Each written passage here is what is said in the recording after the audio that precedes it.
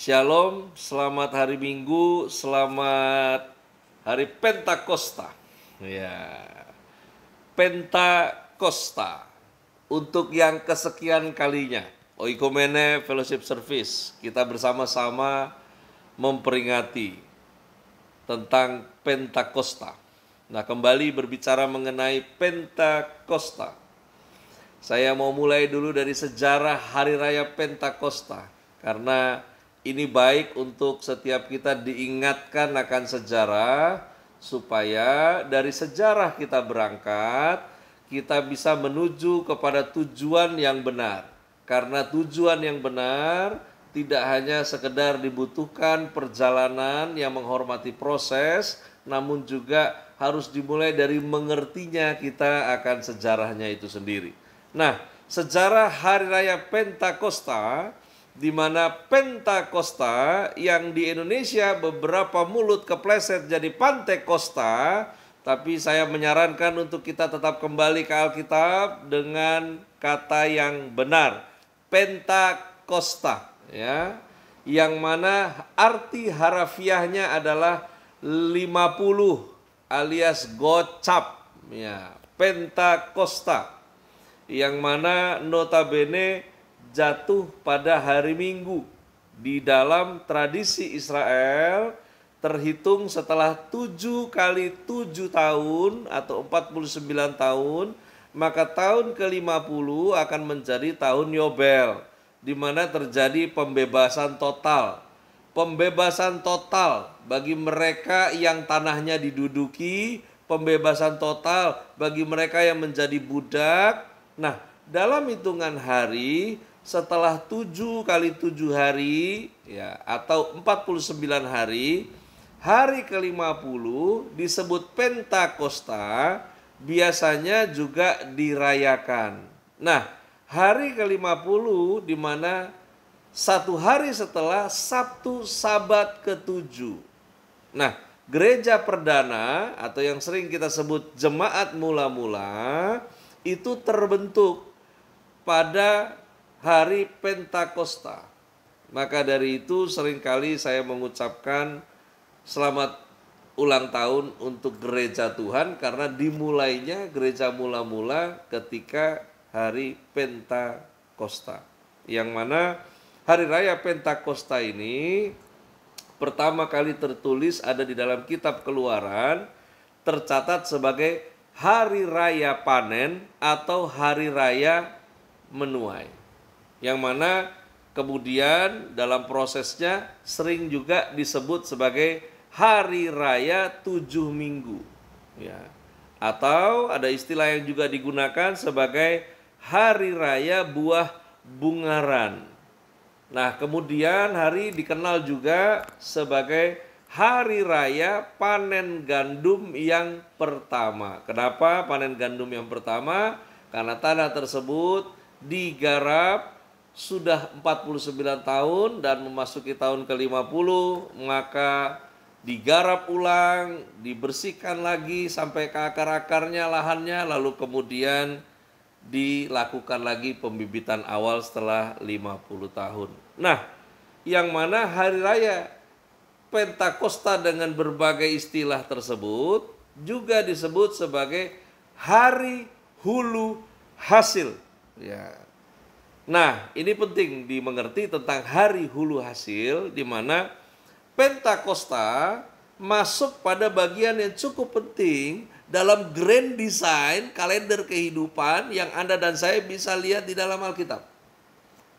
Kalender di mana penciptaan, kalender di mana di situ penebusan dalam perjalanan perjanjian lama sampai perjanjian baru, lalu kemudian akan ada hari di mana orang percaya dibangkitkan, akan ada mereka yang percaya terangkat, lalu kemudian ada fase di mana masuk di dalam kalender-kalender itu, di mana ada pernikahan anak domba, namun sebelumnya juga akan ada pembagian mahkota. Dan dalam proses ini, di grand design kalender yang besar ini, hari raya Pentakosta memegang peranan penting. Kenapa demikian?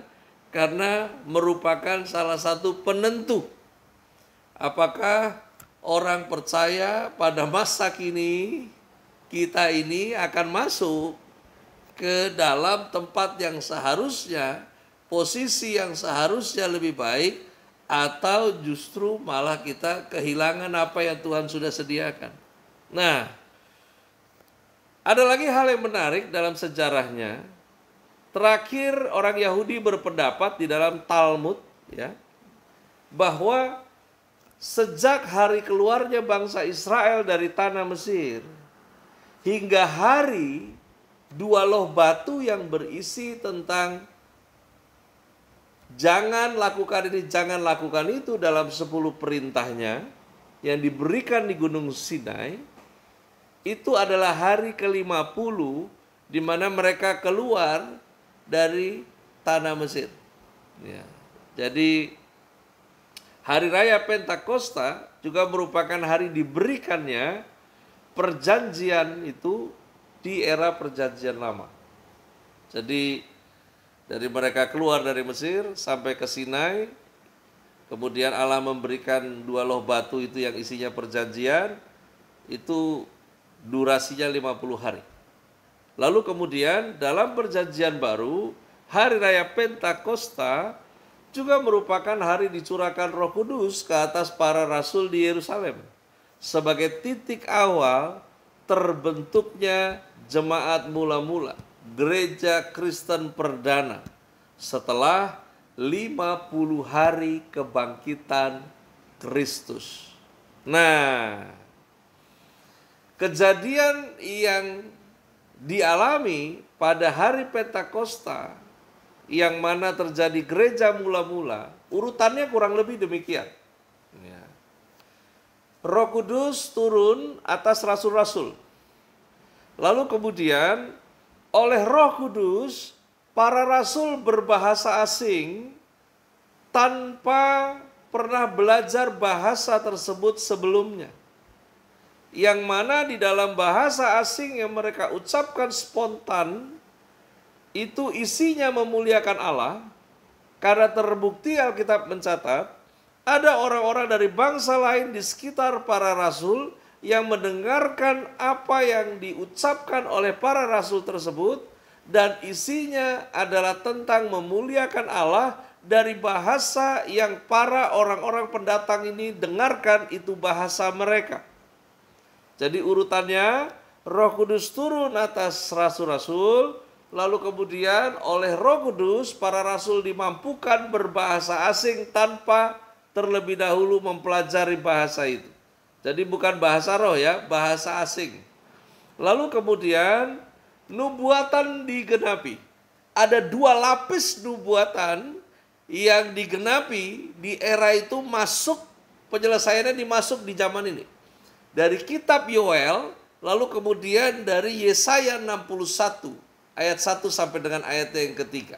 Nah, ini nubuatan besar ini diselenggarakan dalam penggenapannya di kondisi Pentakosta. Lalu kemudian tampillah Petrus untuk beritakan Injil. Ribuan orang mendengarkan.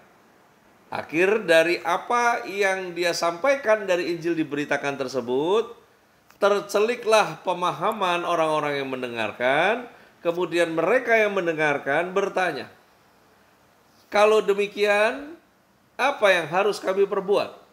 Lalu Petrus menjawab mereka, bertobatlah, berilah dirimu dibaptis untuk pengampunan dosamu, dan kamu akan menerima karunia Roh Kudus. Nah, setelah itu disampaikan, bertobatlah kurang lebih 3.000 jiwa. Ya. Nah, kemudian setelah pertobatan besar terjadi, setelah Injil diberitakan, dimulailah dari 3.000 jiwa ini kehidupan gereja mula-mula. Yang mana dalam kehidupan gereja mula-mula tersebut, mereka di dalam pengajaran, di dalam persekutuan, mereka di dalam kesatuan. Sudah sampai di situ semuanya menyimak dengan baik? Ya. Saya ulangi lagi. ketika hari Pentakosta terjadi, urutannya adalah Roh Kudus turun atas rasul-rasul, rasul-rasul dimampukan berbahasa asing tanpa kursus, dan isi dari apa yang mereka ucapkan bahasa asing itu memuliakan Tuhan karena dikonfirmasi oleh pendatang-pendatang yang ada di sekitar mereka. Lalu kemudian nubuatan dari kitab Yoel dan Yesaya 61 digenapi dalam momentum itu. Injil diberitakan, KKR akbar dilakukan oleh Petrus, 3.000 orang bertobat, pertobatan terjadi setelah Injil diberitakan, dan kehidupan gereja dimulai. Nah sekarang, buat kita semua yang ada di sini, Anda yang mendengarkan apa yang saya sampaikan dari apa yang Alkitab tulis. Sekali lagi, jangan ulangi kelakuan yang aneh-aneh yang gereja lakukan ulang-ulang sampai hari ini sehubungan dengan peringatan Pentakosta. Keliling Indonesia dalam perjalanan sebelum masa pandemi, seringkali saya menambah staycation saya ketika kami berada pada momen di mana banyak gereja memperingati 10 hari menjelang hari Pentakosta. Ya. Jadi kalau hari Minggunya saya khotbah, hari Minggu depannya itu celebration untuk Pentakosta, biasanya gembalanya suka tanya, Pastor, yuk kembali hari Senin atau Selasa? Ya. Saya bilang kembali Selasa. Ya. Boleh nggak itu dimundurin lagi? Pulangnya Rabu atau Kamis mungkin. Ya. Saya bilang kenapa dimundurin? Kalau boleh sih, karena kita udah dalam 10 hari setiap malam menuju hari Pentakosta nanti, tiap malam kita bikin ibadah. Ya. Ibadah apa ini? Ibadah pencurahan Roh Kudus. Ya. Ini seru nih. Ini seru. Ini yang saya bilang pola memperingati yang aneh-aneh. Ya. Sesungguhnya momentum Pentakosta adalah baik menjadi sebuah momen di mana gereja kembali membangun akar pengajaran mengenai Roh Kudus. Itu oke banget. Ya. Tapi kemudian ketika melakukan sebuah peringatan 10 malam, lalu kemudian isi peringatannya melakukan, ini kan mau lakukan repeat, tapi repeatnya aneh-aneh. Ya. Dimana Anda ada yang pernah ngikutin polanya? Ya. Nanti biasa awal-awalnya masih tenang. WL opening, lalu kemudian nyanyi, puji-pujian, lalu kemudian si pengkhotbah mulai sampaikan firman, lalu after itu biasanya di ending nanti diajak nyanyi sampai emosinya terbangun. Setelah emosinya terbangun, mulai deh, ya mulai nih nanti nih, ya di situ biasanya yang aneh-aneh terjadi, ya ada kursus bahasa roh singkat, ya. Ya, disuruh pelan-pelan sampai cepet-cepet, ya. Dari lalala lilili pelan-pelan, ya. Pelan-pelan cepet. Nah, nanti selama 10 malam itu nanti pokoknya itu event, saya bisa bilang sebetulnya itu udah bukan 10 hari celebrating Pentakosta, itu sebetulnya lebih kepada gereja lagi mempraktekkan sirkus sebetulnya, ya. Ini sirkus Pentakosta, ya, dimana diunyeng-unyeng palanya biar pokoknya lu kalau joprak dahsyat aja lawatan Tuhan, ya. Malah yang lebih dahsyat lagi kalau bisa sampai muntah, kalau nggak sampai jackpot belum keren, ya. Kalau Roh Allah penuhi kamu, nanti apa yang kotor-kotor di dalam kamu dikeluarkan. Saya pikir Anda hanya butuh cairan detox kalau itu, ya, nggak butuh diunyeng-unyeng palanya sampai muntah, ya. Nah, ini yang kemudian menjadi budaya, ini yang terjadi kemudian puluhan tahun. Ya. Saya melayani mulai tahun 94 sampai hari ini. Saya sangat menyedihkan karena masih banyak para sahabat gembala yang masih mengulangi pola-pola yang demikian sampai hari ini. Ingat jemaat Tuhan, Roh Kudus sekali berdiam dalam diri orang percaya, Roh Kudus gak keluar masuk seperti ingus. Ya. Anda kena flu, kena ingus, tarik keluar kalau Anda gak buang gitu ingus. Ya. Roh Kudus gak kerja seperti itu.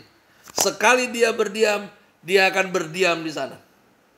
Anda mendukakan kalau Anda gak tunduk pada kebenaran sehingga Roh Kudus tidak bisa bekerja melalui hidup Anda. Ya. Kalaupun Anda berkeras hati, dia nggak akan keluar. Karena komit ketika Anda bertobat, mengaku percaya, dia tinggal di dalam hidupmu. Ya. Nah seringkali juga ada bahasa bilang begini. Iya Pak, ini ibadah malam-malam 10 hari, 10 malam ini gunanya untuk recharge. Ya. Roh Kudus bukan baterai energizer. Ya. Roh Kudus itu pribadi, bukan power. Tapi Roh Kudus adalah pribadi yang memiliki kuasa. Tapi Roh Kudus itu bukan engine power. Ya. Dia bukan seperti baterai yang lu bisa cas litium. Jadi Pak, 10 malam itu ya, jadi kita kayak ini Pak, apa tuh yang pacu jantung itu, ya. Jadi disentak-sentak biar nanti Roh Kudusnya bisa kesentak, bangunlah gitu di dalam diri. Loh, Roh Kudusnya nggak tidur. Ya, kitanya yang bebal nggak mau dipakai selama ini. Nah, oleh karena itu pada kesempatan ini saya tidak mau sampaikan khotbah satir. Saya mau sampaikan firman yang murni pada kesempatan ini. Saya mau kita kembali kepada akar yang Tuhan sudah tanam. Sesungguhnya Pentakosta adalah sebuah kalender grand design Tuhan yang besar. Dari hulu ke hilir, dari alfa kepada omega, di mana Allah mau menyelesaikan pekerjaan tangannya, sudah melakukannya. Namun bagian Anda dan saya harus masuk ke dalamnya melalui cara kerja Roh Kudus di dalam diri Anda dan saya. Nah, sekarang Yesaya 61 ayat 1 sampai 3 adalah nubuatan lapis kedua yang digenapi dari peristiwa Pentakosta. Yang hari ini Pentakosta bukan sekedar peristiwa, tapi menjadi kehidupan yang nyata, yang berlangsung dalam hidup orang percaya. Yang hari ini Anda dan saya sebagai orang-orang yang percaya, yang masuk sebagai penggenap di dalam nubuatan tersebut. Karena itu ada firman yang berkata, Dia yang telah memulai pekerjaan yang baik di antara kita semua. Karena itu buat kita yang paham kebenarannya, jangan lagi ada yang bikin statement sok tahu. Ayo, do the best. God will do the rest. Kurang ajar. Ya. Enak aja kita lakukan yang terbaik, Tuhan yang menyelesaikan. Kau pikir Tuhan kacungmu. Ya. Firman bilang Tuhan yang sudah mulai. Anda dan saya diutus Tuhan untuk menyelesaikannya. Ya. Jadi bukan Tuhan yang nyelesain. Anda dan saya diutus untuk menyelesaikan apa yang Tuhan sudah mulai. Nah, Yesaya 61 ayat 1 sampai 3, firman-Nya katakan begini. Roh Tuhan Allah ada padaku. Oleh karena Tuhan telah mengurapi aku. Ia telah mengutus aku. Sampai di situ dulu. Sampai di situ dulu. Yesaya 61 ayat 1 sampai 3, ya. Tadi kalimatnya dikatakan Roh Tuhan Allah ada padaku. Kok bisa Roh Tuhan Allah ada pada kita? Karena Dia telah mengurapi aku. Jadi Roh Tuhan Allah ada padamu, ada padaku, karena Ia sudah mengurapimu, mengurapiku. Untuk apa Dia mengurapiku, mengurapimu? Karena Dia mengutus kau, mengutus aku. Jadi pahamlah sekarang, ingatlah selalu, kita diurapi karena kita diutus. Kita bukan diurapi karena kita spesial. Kita diurapi karena kita diutus. Ya. Sekali lagi, diutus. Bukan karena lu kelihatan hebat, lu kelihatan jago, makanya Tuhan taruh rohnya. Tidak. Oleh kasih karunia, dia mengurapi Anda dan saya. Dengan cara apa? Dia mengurapi dengan menaruh rohnya di dalam dirimu, di dalam diriku. Tujuannya apa? Karena dia mau utus Anda dan saya. Dia nggak taruh rohnya di dalam Anda dan saya supaya kau dan saya bisa show off. Ya. Supaya kita bisa dapat lebih banyak dari apa yang orang lain dapat. Supaya kita bisa diberkati lebih kaya dari mereka yang kaya. Bukan itu tujuannya. Kita diurapi, diberikan rohnya supaya Anda dan saya diutus. Bisa mengerjakan yang dia mau. Itu namanya pengutusan. Ya. Makanya Yesaya 61 ayat 1-3, mari khusus hari ini kita pelototin bareng-bareng. Supaya kita kembali ke akar apa yang Tuhan mau kita kerjakan. Roh Tuhan Allah ada padaku. Dia mengurapi, dia mengutus. Ya. Tuhan gak sekedar mau perintah Anda dan saya, tapi dia perlengkapi. Ya.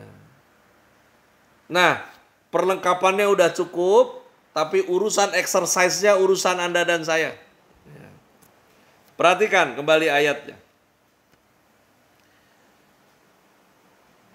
Roh Tuhan Allah ada padaku, oleh karena Tuhan telah mengurapi aku. Ia telah mengutus aku untuk menyampaikan kabar baik kepada orang-orang sengsara dan merawat orang-orang yang remuk hati, untuk memberitakan pembebasan kepada orang-orang tawanan dan kepada orang-orang yang terkurung kelepasan dari penjara, untuk memberitakan tahun rahmat Tuhan dan hari pembalasan Allah kita, untuk menghibur semua orang berkabung, untuk mengaruniakan kepada mereka perhiasan kepala ganti abu, minyak untuk pesta ganti kain kabung, nyanyian puji-pujian ganti semangat yang pudar. Sampai di situ dulu. Ya. Yang pertama saya mau sampaikan, tubuh Kristus diutus bersaksi. Ya. Anda dan saya diutus untuk sampaikan pesan. Catatannya dibilang ada kabar baik, ada pembebasan, ada tahun rahmat Tuhan, ada hari pembalasan Tuhan. Ya. Itu pesan yang Tuhan mau Anda dan saya sampaikan. Ya. Kabar baik, pembebasan, tahun rahmatnya, hari pembalasannya. Karena itu kita secara personal diutus bersaksi. Kita sebagai tubuh Kristus diutus bersaksi. Ya. Ingat ya, ini baru sampai di level penyampai pesan. Penyampai pesan harus nyampein pesan dengan benar.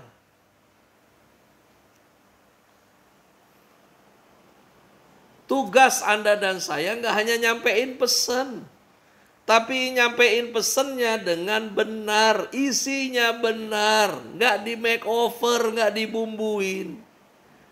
Karena itu, di momen awal Pentakosta, hidup gereja mula-mula menerjemahkan penggenapan dari Yesaya 61 ini. Alkitab mencatat kehidupan gereja mula-mula, jemaat bertekun dalam pengajaran. Mereka bertekun dalam persekutuan. Gimana mau nyampein pesannya dengan benar kalau nggak suka baca Alkitab, kalau nggak suka belajar dari Alkitab? Ayo dong, makin hari usia tambah makin tua. Yang keluar dari mulut tuh makin banyak hikmat Tuhan. Makin tua, kebanyakan nonton Ikatan Cinta jadi goblok nanti lo. Ya. Firman jangan dinomor tigain. Anda boleh konsumsi informasi dunia, Anda boleh konsumsi hiburan. Tapi kalau kau tidak bertekun dalam pengajaran, sia-sia dia taruh rohnya di dalam diri Anda dan saya. Kan kita ini diutus untuk bersaksi. Jadi kurir yang nyampaikan pesan. Nah, kita nggak sekedar hanya mengantar, tapi juga harus ngerti pesan yang kita sampaikan. Ya. Beda ya sama kurir yang kemarin lagi heboh digoblok-goblokin nenek-nenek error tuh ya. Ya.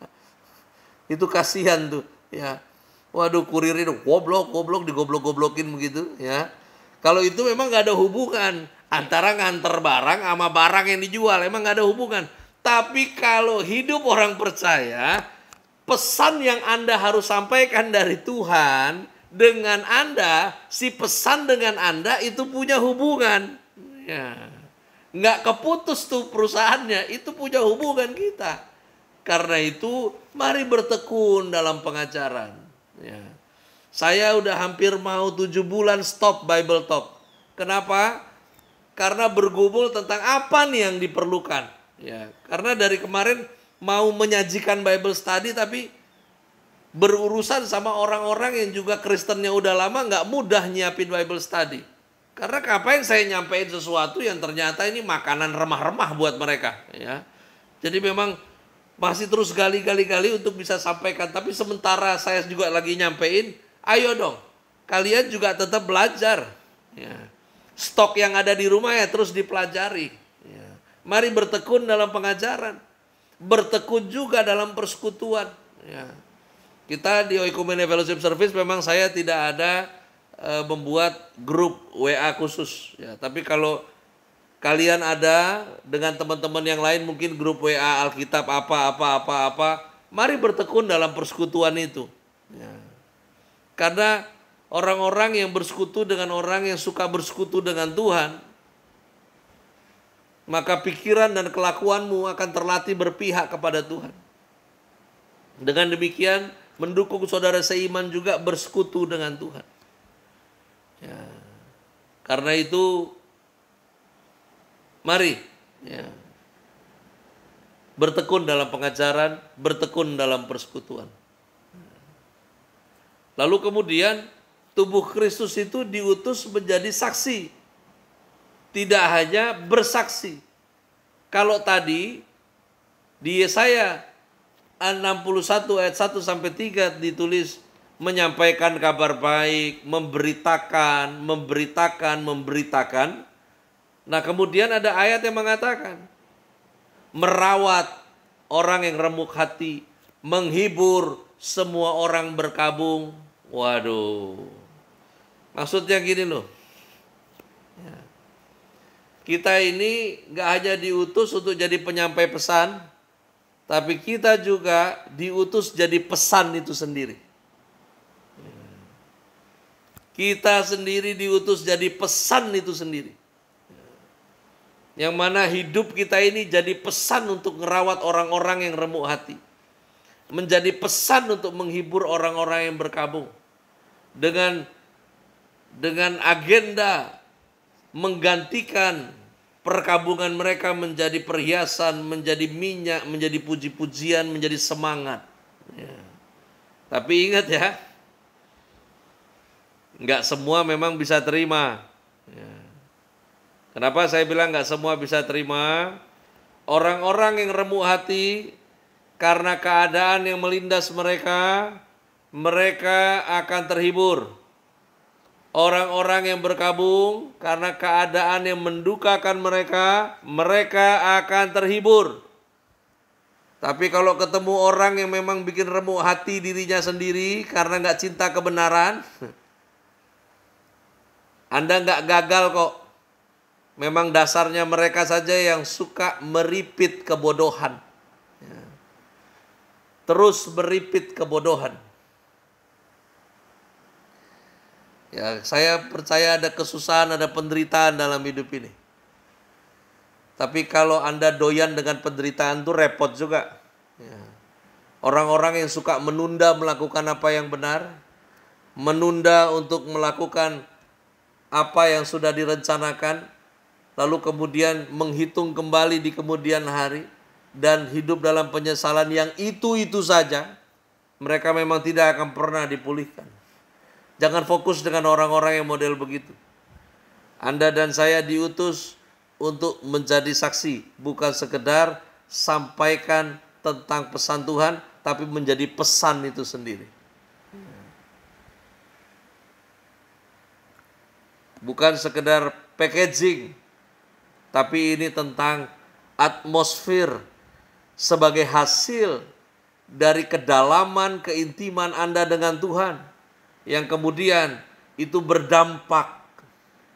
Casing kamu berdampak. Orang gak mau curhat ketemu kamu mau konseling. Ya. Karena lihat lu punya muka jalan keluar. Tapi beda kalau ketemunya sama orang bebal. Ngelihat muka kamu melengos. Ya. Ada beberapa saya kenal orang-orang yang melengos. Beberapa pernah berjemaat di kita melengos juga ketemu. Kenapa? Karena udah tahu. Ini gue ketemu sama si papi ini pasti dinasehatin, pasti dikasih tahu yang benar. Sekarang saya tanya, kalau orang udah gak suka sama apa yang benar, waras apa kagak? Kan begitu. Ya. Dan tidak mungkin saya juga sebagai yang waras kemudian menyampaikan hal yang gak waras. Shalom apa kabar? Puji Tuhan, sukses ya hidup sesatnya. Waduh saya doakan pokoknya kamu berhasil masuk dalam kebinasaan ya. Tenang aja, pasti binasa kok. Ya kan tidak mungkin loh. Ya. Saya rindu di mana Tuhan ada, Anda dan saya juga ada. Ya. Saya rindu di mana Dia sudah siapkan tempat buat yang percaya dan bertahan sampai akhirnya berkemenangan. Anda dan saya juga orangnya. Ya. Oleh karena itu, mari bertekun dalam unity, dalam kesatuan. Gereja mula-mula tidak hanya menjadi teladan, tapi kita harus lanjutkan ini. Di mana di gereja mula-mula, orang yang telah menjadi percaya tetap bersatu.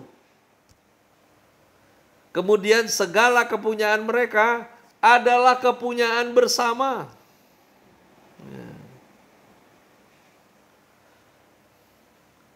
Kemudian mereka memecahkan roti di rumah masing-masing secara bergilir. Dan makan bersama-sama dengan gembira. Dan dengan tulus hati. Sambil memuji Allah. Wow. Giliran berkontribusi. Seneng-senengnya bareng. Ada kata tulus hati. Nggak ada taken for granted.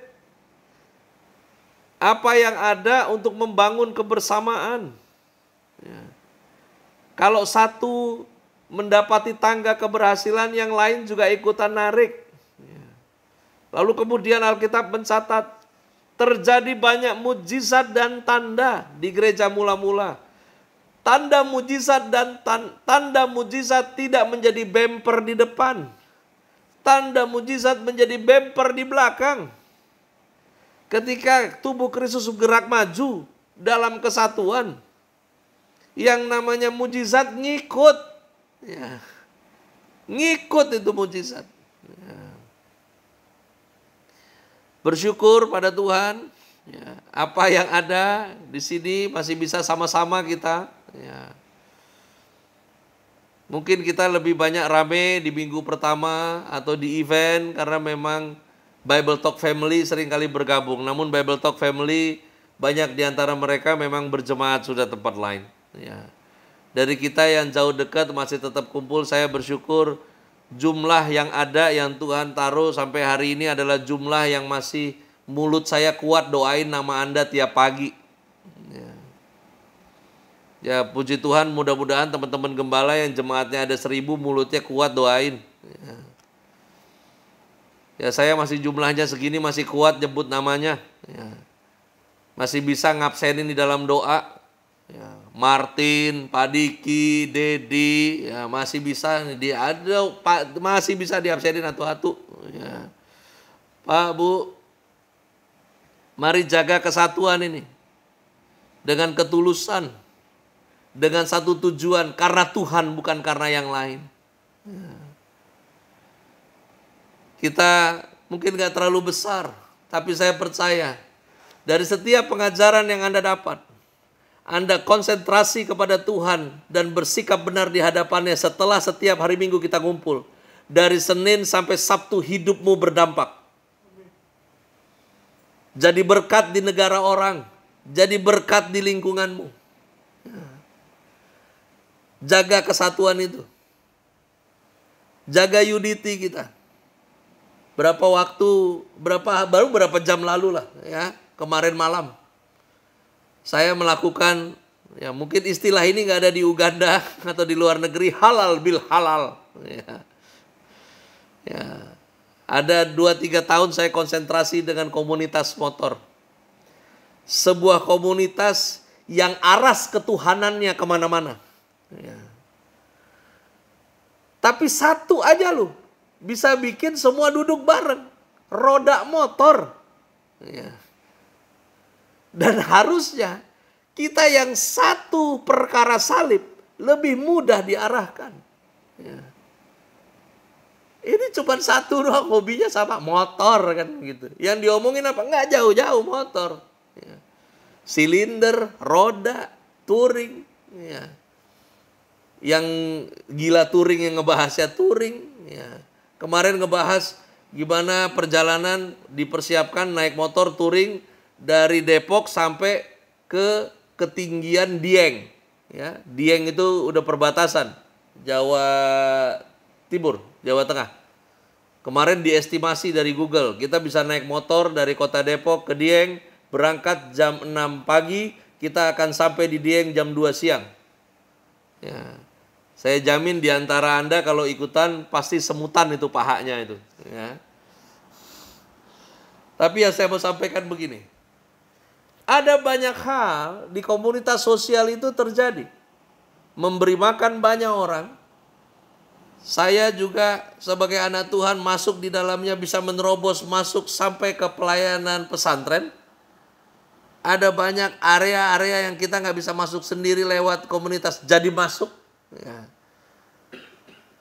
Terobosan terjadi.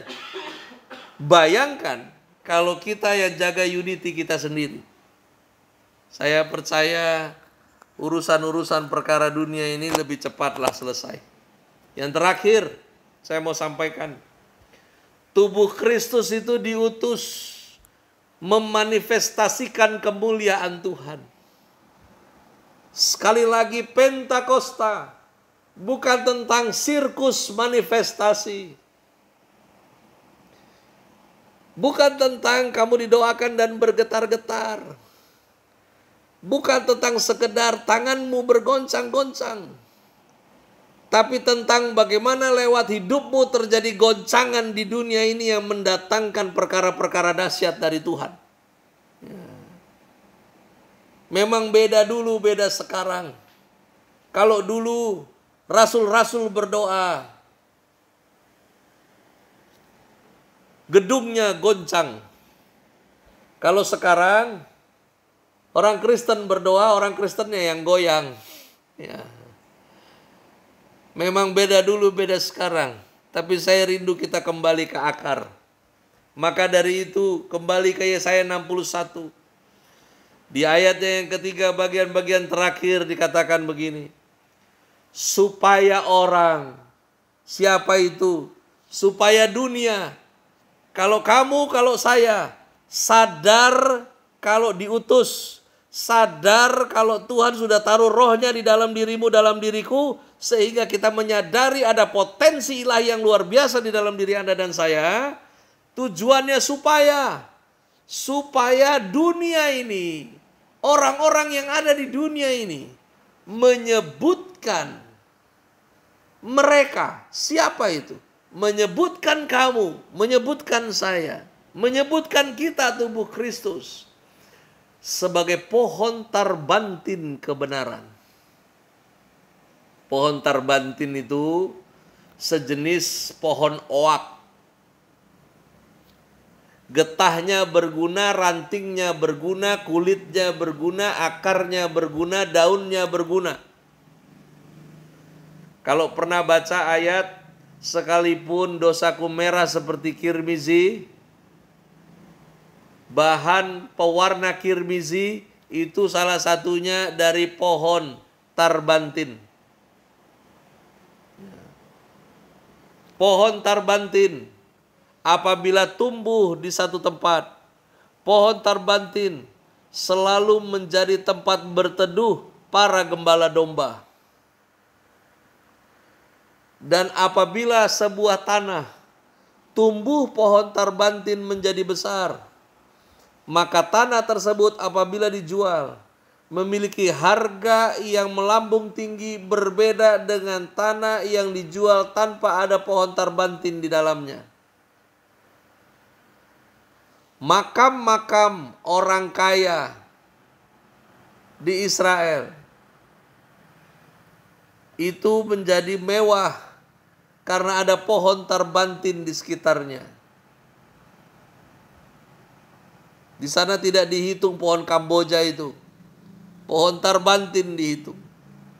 Jadi bisa bayangin ya, si pohon tarbantin itu pohonnya berguna dari segala hal, dan pohonnya itu untuk berteduh, dan tidak hanya yang lagi hidup berteduh, yang mati aja doyan ada pohon tarbantin.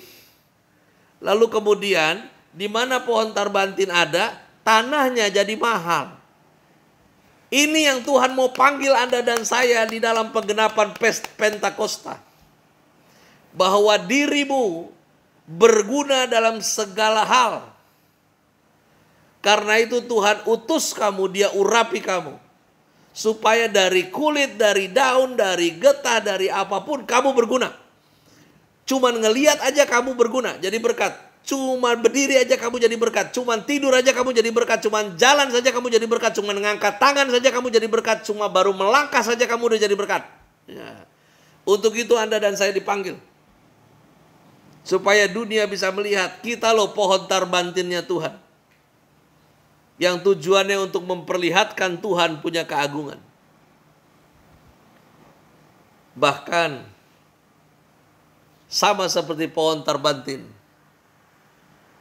Di mana pohon itu ada, tanah itu menjadi mahal. Demikianlah hidupmu kiranya. Di mana kamu ada, kamu jadi wakil berkat Tuhan. Perusahaan kamu jadi maju karena kamu ada di situ. Tempat kamu bekerja jadi bagus karena ada kamu di situ. Lingkungan kamu jadi baik karena ada kamu ada di situ. Pelayanan jadi makin dahsyat dalam kumpulan banyak orang karena ada kamu di situ. Pohon tarbantinnya Tuhan. Karena itu dalam penggenapan di gereja mula-mula, Alkitab mencatat tiap-tiap hari Tuhan menambah jumlah mereka dengan orang yang diselamatkan. Kondisi kekristenan awalnya tidak seperti sekarang. Di zaman gereja mula-mula, orang-orang di dunia ini senang melihat kumpulan orang Kristen. Walaupun karena faktor politik ada pembantaian, tapi pada dasarnya semua senang. Tapi ketika sekian ribu tahun berikut, ketika ada seorang tokoh yang berkata, Yesus saya senang, tapi orang Kristen saya nggak suka. Dan itu berimbas sampai hari ini. Saya berdoa dan kiranya kita sepakat. Mari kembalikan marwah ini kepada porsinya. Bahwa Anda dan saya lah pergerakan Pentakosta yang seharusnya yang Tuhan taruh. Di tengah keluarga, di tempat kamu bekerja, di dalam kamu terhubung dengan banyak orang. Kamulah pohon tarbantin kebenaran. Di mana kamu ada kesembuhan terjadi. Di mana engkau ada pemulihan itu terjadi. Di mana engkau ada selalu ada jalan keluar. Di mana engkau ada lahan itu menjadi mahal. Karena orang yang ditebus oleh darah Kristus adalah orang yang mahal. Dan kehadiranmu membuat semua menjadi mahal. Dan akhirnya keagungan Tuhan diperlihatkan. Tuhan Yesus memberkati.